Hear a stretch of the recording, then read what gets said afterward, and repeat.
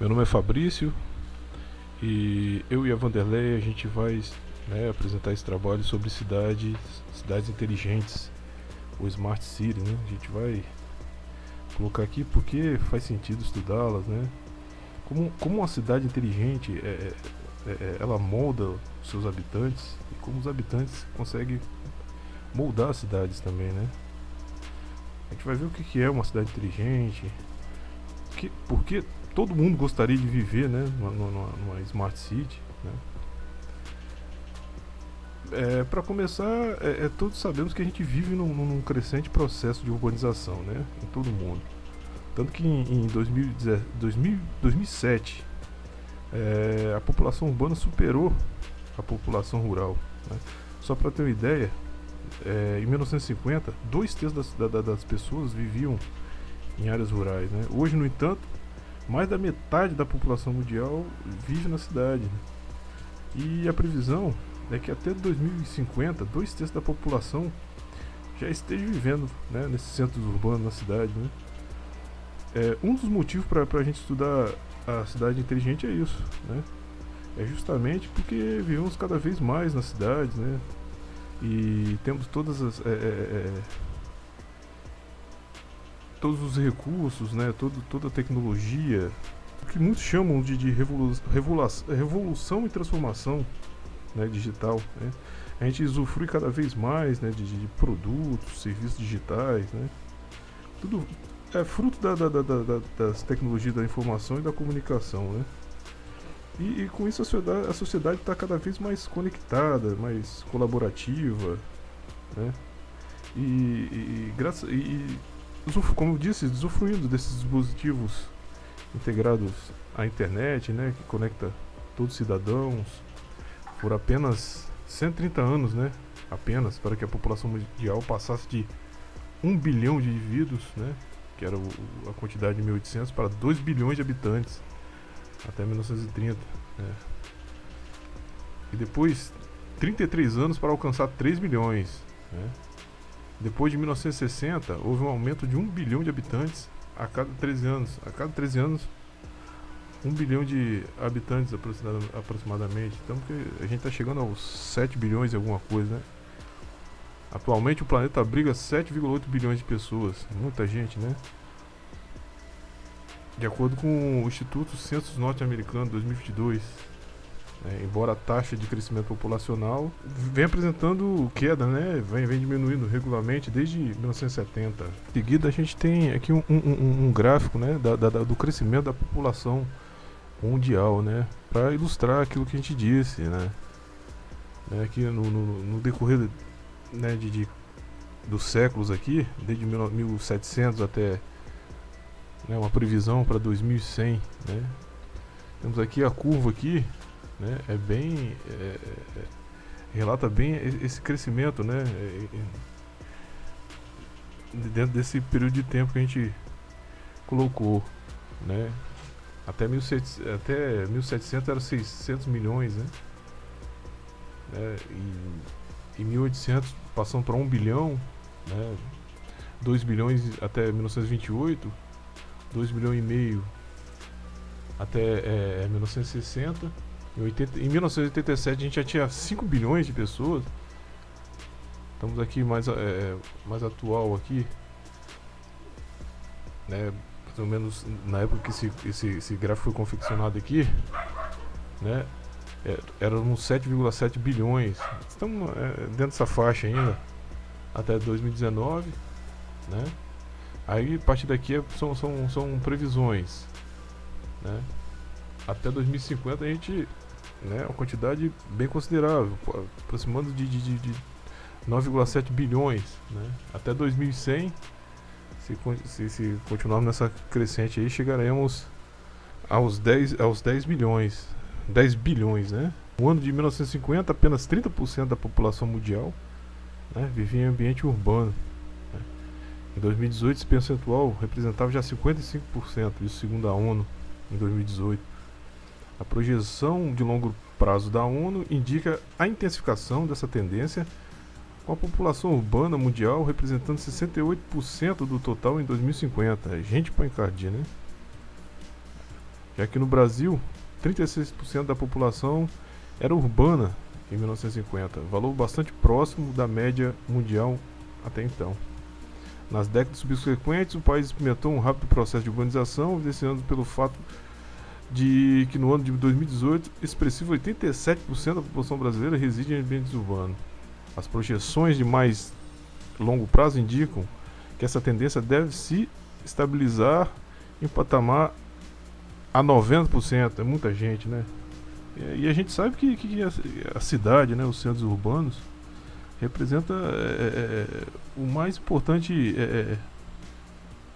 local, né, o centro de consumo de energias, né, e as emissões relacionadas à energia, né, que a população urbana se tornou maior que a população rural. Então é um pouquinho antigo, né, de 2015, mas é oficial da ONU, né. Eu acredito que aquele momento ali, né, que houve o cruzamento ali das curvas ali, tenha sido em 87. Como os usuários de internet estão servidos aqui, como está distribuído o uso de dispositivos conectados na internet, né, na forma de interação, né. Podemos ver aqui que a curva que representa os smartphones, né, os celulares, que tem a maior aqui, né, é o maior número, né. Ultrapassagem ali, a estatística que começa em 2014, mas ele superou o número de computadores caseiros, né, e uma tendência sempre ascendente aqui. Temos uma população que praticamente se comunica, né, com o smartphone e de uma forma quase total, né. As cidades representam o mais importante locus de consumo de energias e emissões relacionadas, né. Estimativas da IEA 2016 indicam que as cidades respondem por 64% do uso global de energia primária. Então, a energia primária, a gente sabe que as fontes de energia primária são aquelas que estão na natureza, né? Sol, né? Energia do sol, água, vento, madeira, gás natural, carvão mineral, petróleo, certo? E 70% das emissões globais de dióxido de carbono. Isso aí vale enfatizar o uso, né, que a gente, né, de motores abastecidos por combustíveis fósseis e tal. Tal fato evidencia o papel central que as cidades têm e terão na determinação padrão de uso de energia e de emissões de carbono dos países e do mundo. Em particular, a própria transição energética terá seu ritmo bastante afetado pelas mudanças que ocorrem nas cidades, né? O mesmo vale para o uso eficiente de recursos, inclusive não energéticos, segurança energética e o desenvolvimento sustentável. Temos vários conceitos, né? Vários atores, estudiosos, pesquisadores da área aí conceituaram, né? Alguns dizem que a cidade inteligente, né, é tipo uma integração de sistema, né, infraestrutura e serviços, né, que vai ser mediado por tecnologias que facilitam, né, facilitam a vida das pessoas, facilitam, né, que por sua vez proporcionam um novo tipo de ambiente inovador, né, que exige o desenvolvimento integral e equilibrado de habilidades criativas, né, instituições orientadas para a inovação, né, rede de banda larga, espaços colaborativos e virtuais, né. Pois é, na verdade, existe bastante gente morando nas cidades, né, e justamente, como a gente falou, existe os problemas, né, os desafios, né, como a gente citou, de várias ordens, né, que precisam ser sanados para que tem que ter essa assistência tecnológica para transformar a vida do cidadão, né, melhor qualidade de vida, né, mas e isso baseado na disposição tecnológica, né, na tecnologia da informação, na comunicação, mas justamente nessa época que a gente vive uma transformação digital, né, um crescimento exponencial. Agora há pouco eu falava daquele modelo definido na União Europeia, né, o modelo de Tuchman, o modelo de 1965, mas que até hoje, né, até hoje é útil, né, para a gente entender a evolução de um time, né, de um grupo de pessoas, né, e o que conta um dos grandes desafios da contemporâneo que a gente enfrenta é viver em comunidade, né? Deixar de lado nossos interesses pessoais, alguns interesses pessoais em prol de uma comunidade, né? Então vamos dar uma olhada aqui, né? Como a gente já viu, né? As características, né? Para uma cidade ser reconhecida como inteligente, tem que ter a Smart People, né, que é o cidadão inteligente, o Smart Living, que é a vida inteligente, né, o modo de viver inteligente, o Smart Environment, né, que é o ambiente inteligente, o Smart Mobility, que é a mobilidade inteligente, a Smart Economy e a Smart Governance, né. Vamos ver aqui, Smart People, né, cidadão inteligente. Uma cidade inteligente precisa que o cidadão participe para que as iniciativas para ter sucesso. A educação é um drive importante para melhorar essa dimensão, bem como iniciativas para reter perfis de criativo, né? Smart People, né? Quando a gente, tipo assim, quando a gente ouve falar de cidade inteligente, né, a gente pensa que vai ouvir, sei lá, sobre carros autônomos, robô, etc, né? Mas uma comunidade com Smart People, cidadão inteligente, representa um ecossistema favorável, né, à atividade e à inovação. Inclusive, né, a União Europeia frisa bastante, né, o fato que uma cidade inteligente deve prover uma estrutura ideal, né, uma estrutura ideal de saúde, educação, né, que propicia qualidade de vida, expectativa alta de vida, informação adequada, educação, essas coisas, né, equilíbrio entre hard e soft skills, né. Esses elementos são essenciais, né, os fatores chaves e componentes de uma cidade inteligente, né, os fatores tecnológicos, fatores humanos, fatores institucionais, né, tecnológicos. Temos aqui infraestrutura física, tecnologias inteligentes, móveis, tecnologias virtuais, redes digitais, né. De fatores humanos temos infraestrutura humana, capital social, né, e dos fatores das instituições temos a governança que a gente falou, política, regulações e diretivas, né. Temos as direções estratégicas por parte de fatores tecnológicos, tecnologia em uma rede de serviços integrados.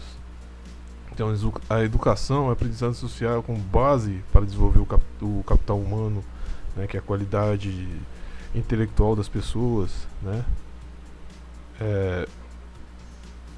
E aqui da questão das instituições temos a governança dos fatores institucionais, que compreende a colaboração, cooperação, parceria, engajamento do cidadão e participação. Isso aí.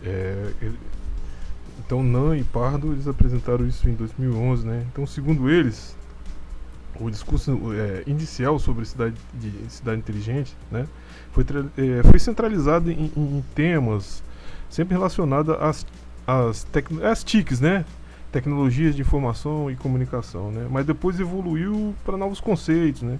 Antigamente era só nesse âmbito aí, mas evoluiu para novos conceitos, né, que tenderam progressivamente a uma visão holística, né. Holística no sentido assim de se preocupar com todo mundo, né? Que defende uma análise global, um entendimento geral dos fenômenos, né? Não ficou só naquilo, né? Agora eu vou falar um pouco sobre a questão energética dentro do contexto das cidades inteligentes. Com a previsão da ONU sobre o aumento da população mundial nos centros urbanos, é necessário buscar recursos que gerem energia que vão atender à demanda de um planeta que está cada vez mais populoso e conectado. Então, assim, com o avanço das questões ambientais, as energias renováveis, elas vão entrar na discussão como uma oportunidade para equilibrar o desenvolvimento urbano e a preservação do meio ambiente. E nesse contexto, dentro do debate de cidades inteligentes, a eficiência energética ela está no centro de toda a estratégia. Nesta figura, nós temos os componentes chaves da energia nas cidades inteligentes. A infraestrutura de energia e tecnologia da informação e comunicação, edificações, mobilidade, acesso aos serviços básicos, gestão de dados e energia, comportamento do consumidor. A questão da infraestrutura de energia e o TIC é fundamental para possibilitar a integração, bem como dar maior resiliência no contexto dos sistemas energéticos. Essa infraestrutura vai ser a plataforma através do qual vai ser possível implementar inovações que auxiliem o processo de transição energética que é pautado no uso mais eficiente de energia, bem como num processo de descarbonização. As edificações no Brasil, em 2019, elas representaram 52% do consumo total de energia elétrica e 15% da energia total. Isso mostra a relevância que esse tema tem para entender e repensar o consumo de energia nas cidades. A implementação da mobilidade inteligente, ela compreende a articulação entre as autoridades da área de mobilidade urbana, planejamento territorial e governança local para que seja possível a redução da demanda por transporte, a mudança para modos de transporte mais eficientes, como os transportes coletivos, e a melhoria da eficiência dos veículos. A questão do acesso aos serviços básicos também vislumbram importantes oportunidades para o uso mais racional da energia no contexto da crescente pressão associada ao crescimento populacional nas cidades. Há oportunidades associadas tanto para o aumento da eficiência energética, oferecendo o mesmo serviço energético com o menor uso de energia, quanto com o aproveitamento energético de resíduos. Já o comportamento do consumidor é outro componente fundamental para discutir o papel da energia nas cidades inteligentes. Com a gestão adequada da energia elétrica, é possível garantir qualidade no fornecimento energético, segurança e a continuidade do serviço. No entanto, para que isso aconteça, é necessário conectar todas as etapas do processo, além de realizar constantemente a supervisão e análise dos dados recolhidos. Atualmente, vê-se muita dificuldade em implementar tecnologias que sejam viáveis economicamente e que forneçam o controle adequado da rede de distribuição.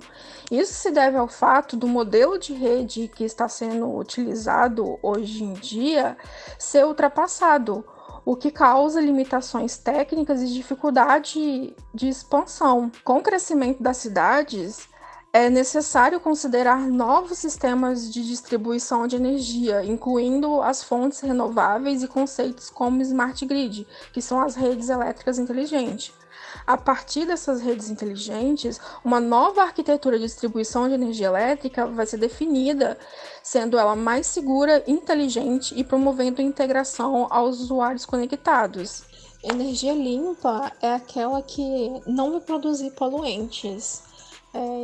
E entre as energias limpas que temos aí, temos a biomassa, que ela vai utilizar elementos orgânicos para geração de energia, e aí a gente pode citar bagaços, óleos, sementes, dejetos, qualquer matéria orgânica pode ser usada para criar energia.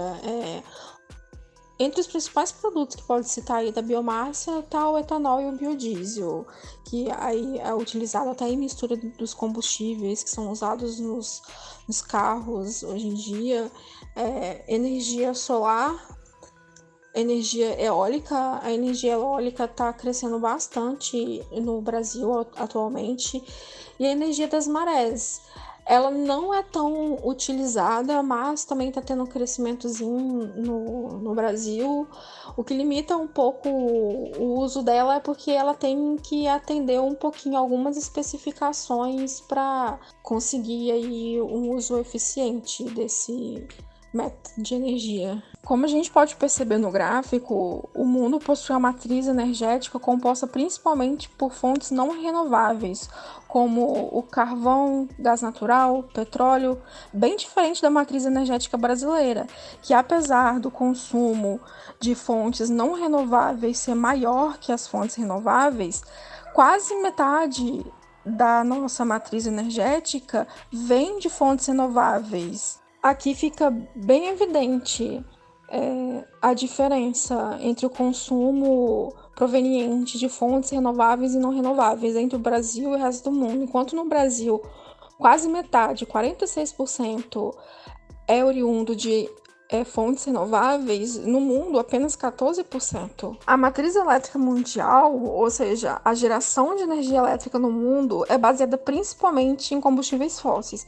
Como a gente pode perceber no gráfico, quase 37% da produção mundial é procedente do carvão mineral, 23,5% do gás natural, o que é diferente da matriz elétrica do Brasil, que é mais renovável.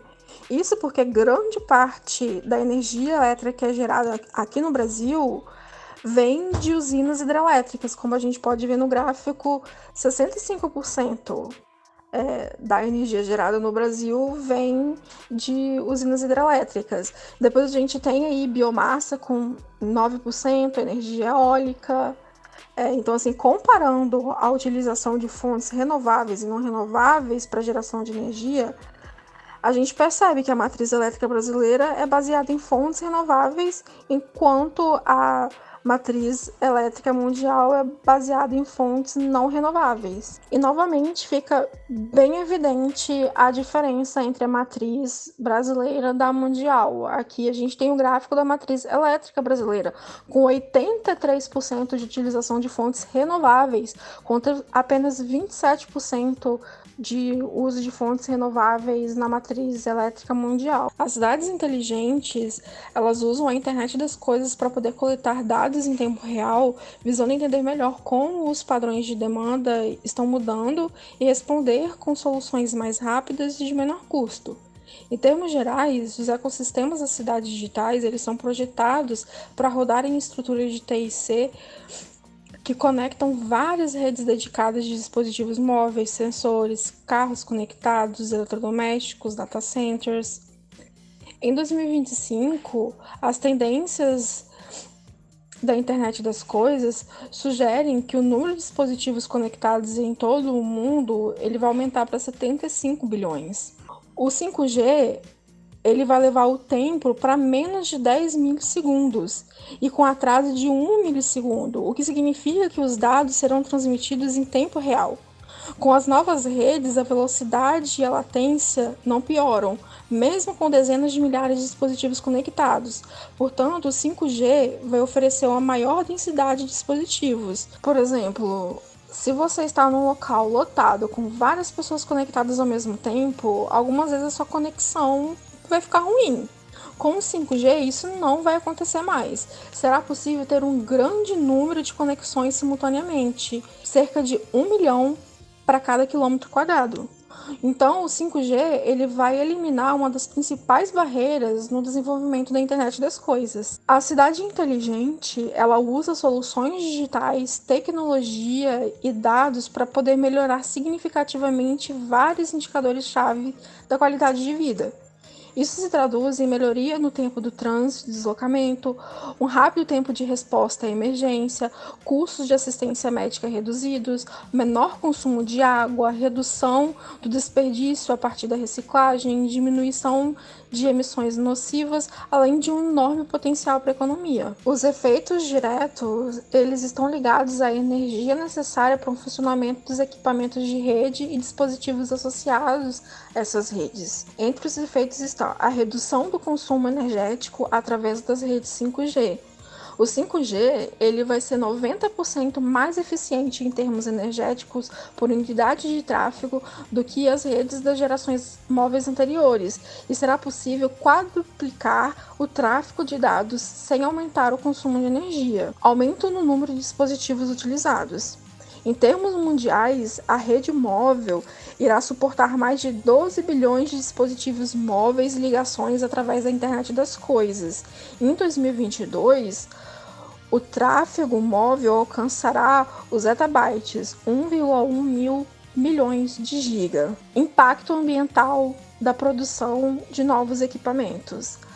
Alguns equipamentos destinados ao 5G não são compatíveis com as gerações anteriores, o que poderá ter impacto nas matérias-primas utilizadas para a fabricação de novos dispositivos, mas também em termos de energia utilizada e das emissões de gases com efeito estufa. Os efeitos indiretos estão ligados à aplicação do 5G em áreas específicas, permitindo uma gestão mais inteligente de recursos e uma maior otimização dos métodos de trabalho. Algumas dessas áreas em que é esperado os efeitos indiretos são, por exemplo, nas florestas, com a disseminação de sensores que permitem ter acesso em tempo real a diferentes parâmetros ambientais. Na gestão de recursos hídricos, vai proporcionar uma gestão holística do sistema, contribuindo para uma eficiência hídrica e energética de forma segura e exata. Na agricultura, com a agricultura inteligente, na qual a gestão dos terrenos agrícolas será realizada em tempo real. Na pecuária, como poder ajudar a diminuir a taxa de mortalidade dos animais com a utilização de diferentes tipos de sensores. Em soluções de saneamento e águas residuais, será possível operar e gerir o sistema como uma única entidade, garantindo uma eficiente preservação ambiental. Na indústria, com a implementação de soluções dedicadas à logística e redes de transportes mais eficientes em termos energéticos. Nas cidades, permitirá transportar e escoar a informação enviada por uma maior densidade de sensores relativamente ao permitido pelas gerações móveis anteriores. Na gestão das redes de energia, a capacidade que a tecnologia 5G adiciona de monitorizar a rede nos diversos pontos críticos e responder rapidamente às necessidades. A União Internacional de Telecomunicações é uma agência das Nações Unidas especializada em telecomunicações e é responsável por desenvolver e aprovar as especificações e faixas de radiofrequência dos sistemas IMT, que inclui os padrões IMT 2000 da tecnologia 3G, IMT Advanced da 4G e IMT 2020 da 5G. Um exemplo de cidade inteligente é Songdo, na Coreia do Sul. Ela foi construída do zero em cima de uma área aterrada do mar. Ela fica a 65 quilômetros da capital Seoul.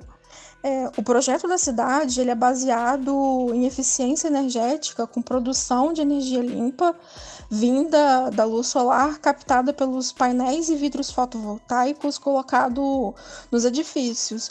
O projeto ele também prevê que ela seja uma cidade totalmente controlada por computadores. Songdo é considerada uma cidade verde. 40% dessa área ela foi destinada para a construção de parques e praças, o que ajuda no aumento dos níveis de oxigênio e vão equilibrar aí com os níveis de gás carbônico. O que chama a atenção na cidade é o sistema de coleta de resíduos e reciclagem. Ele usa um sistema pneumático e o lixo ele vai ser depositado em máquinas específicas e eles vão ser sugados por uma tubulação e transportados no subsolo até a central de processamento. Aí lá ele vai ser dado o destino adequado, reciclagem, compostagem ou incineração. Outras cidades que pode citar como inteligentes, inclusive a considerada mais inteligente do mundo, Singapura, Londres, Amsterdã, Curitiba, E a gente finaliza o trabalho por aqui. Qualquer dúvida, deixa o comentário abaixo. É isso. Obrigado, pessoal.